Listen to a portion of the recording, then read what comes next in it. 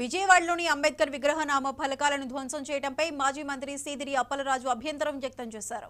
జరిగిన ఘటనను నిరసిస్తూ కాశీబుగ్గలోని అంబేద్కర్ విగ్రహానికి పాలాభిషేకం చేసి నిరసన వ్యక్తం చేశారు. అంబేద్కర్ విగ్రహ ధ్వంసానికి పాల్పడటం, మాజీ ముఖ్యమంత్రి జగన్ పేరును తొలగించడం బాధాకరమని అన్నారు. ఇలాంటి హేయమైన చర్యలు మంచివి కావని సూచించారు. ఇది సామాజిక న్యాయంపై, రాజ్యాంగంపై జరిగిన దాడిని, ఇలాంటివి సహించబోమని వ్యాఖ్యానించారు.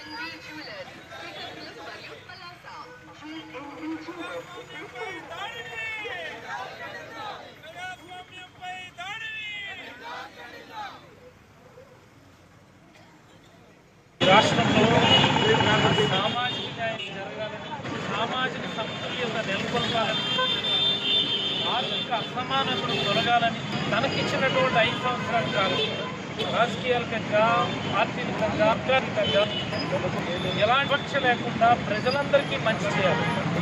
కుటుంబాన్ని ఒక ఇక తీసుకుని ముఖ్యమైనటువంటి కార్యక్రమాలు ఈ రాష్ట్రంలో ఆర్థిక అసమానతలు, ఆధునిక అంటరానితనం తొలగిపోవాలని ఇదే క్రమంలో ఈ సామాజిక న్యాయం దేశంలో ఎక్కడా జరగని విధంగా ఈ రాష్ట్రంలో ఒక చర్చ చేశారు.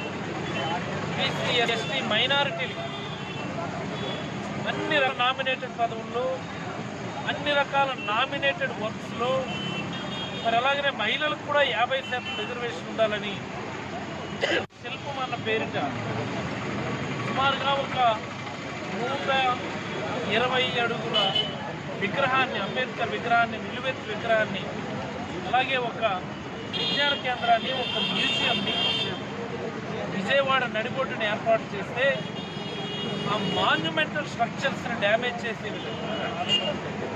దాన్ని నెలకొల్పినటువంటి నాయకుడి పేర్లు తొలగిస్తుంది.